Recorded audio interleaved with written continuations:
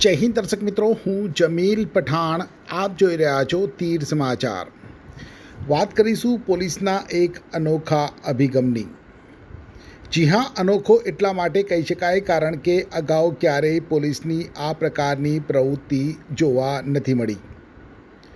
દેશની રક્ષા સેવા કરી સેવાનિવૃત્ત થઈ માદરે વતન પરત ફરેલા સેનાના જવાનોનું છોટાઉદેપુર જિલ્લા પોલીસે વિશેષ રૂપે સન્માન કર્યું છે. દર્શક મિત્રો, છોટાઉદેપુર જિલ્લામાંથી અને તેમાંય ખાસ કરીને રાઠ વિસ્તારમાંથી આદિવાસી સમાજના અસંખ્ય યુવાઓ સેનામાં સેવા આપી રહ્યા છે અને સેનામાં દેશની વિભિન્ન સુરક્ષા સેવા શાખાઓમાં અનેક મહત્ત્વના ઓપરેશનોમાં પણ તેમણે પોતાનું યોગદાન આપ્યું છે અને સેવારત રહેવાની સાથે અને મરણોપરાંત શૌર્ય ચક્ર સહિતના પુરસ્કાર પ્રાપ્ત કરી દેશના મહામહિમ રાષ્ટ્રપતિના હસ્તે સન્માન પણ મેળવી ચૂક્યા છે.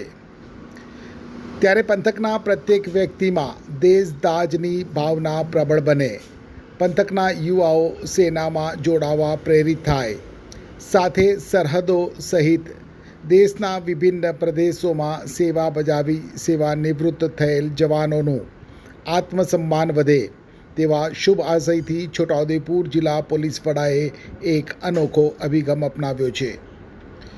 ખુદ જિલ્લા પોલીસ વડા આઈપીએસ ઇમ્તિયાઝ શેખ પોતાના પોલીસ સ્ટાફ સાથે તાજેતરમાં સેનામાંથી સેવાનિવૃત્ત થયેલ 2 જવાનોના ઘરે પહોંચ્યા હતા અને તેઓને શાલ ઓઢાડી ફૂલમાલા પહેરાવી શ્રીફળ અને મીઠાઈ આપી સન્માન કર્યું હતું.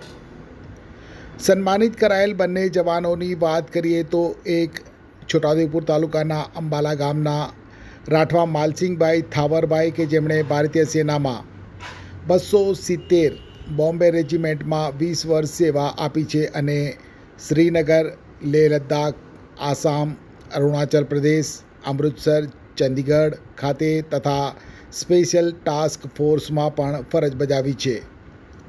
સાથે છેલ્લે ભારતને ગૌરવ અપાવનાર ઓપરેશન સિંદૂરમાં પણ તેઓનું યોગદાન રહ્યું છે.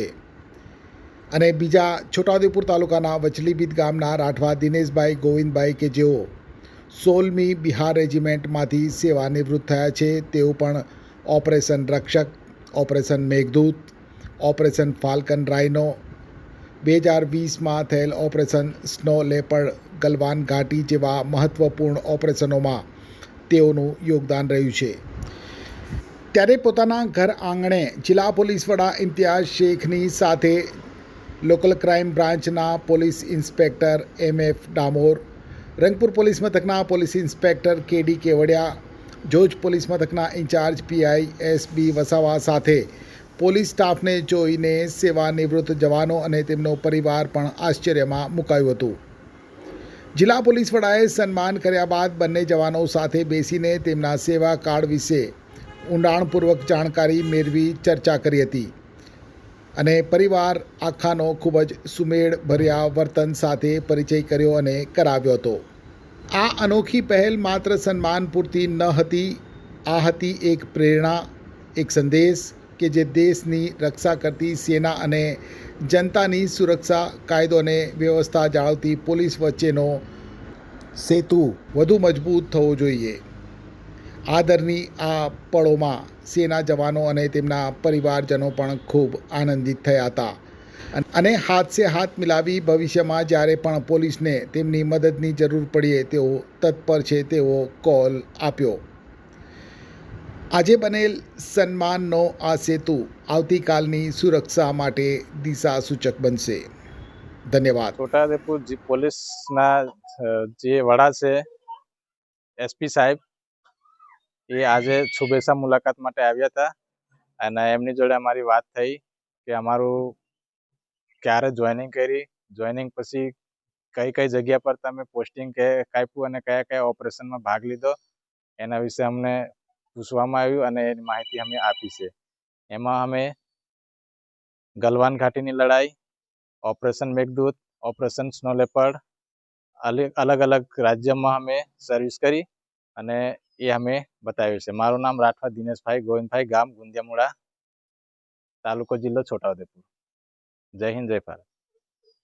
એક્ટિવાથી લઈ જેસીબી સુધીના, ટૂંકમાં દરેક વાહનના અને દરેક કંપનીના, જી હા, દરેક કંપનીના અને દરેક સાઇઝના ટાયર એકદમ કિફાયતી ભાવમાં મળશે, અને તે પણ આપણા છોટાઉદેપુરમાં. જી હા, છોટાઉદેપુરમાં. અને હા, જો તમારી પાસે રોકડા રૂપિયા ના હોય ને તો ચિંતા ના કરશો, અહીં બજાજ ફાઇનાન્સની સુવિધા પણ ઉપલબ્ધ છે. સરનામું છે apex traders, silver spoon hotel સામે, triangle complex, highway road, Chhota Udepur. Mobile number છે 7359953545.